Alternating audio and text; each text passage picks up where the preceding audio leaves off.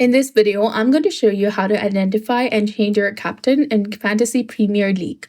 So first, open your Fantasy Premier League application on your device, log into your specific account, then navigate to the Fantasy section at the bottom of the screen that is between latest and season. Then click on Pick Team option in the top to view your current team formation.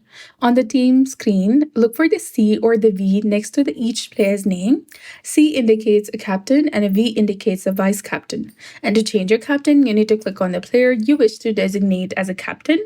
Then check the box beside the captain or the vice captain, whichever you desire. The captaincy will then be updated. Likewise, you can also select any other player. Then after, check the box of vice captain and they'll be assigned as vice captain immediately. So that's it. I hope you found this video helpful. If you did, please like, share, and subscribe. Thanks for watching. We'll see you again.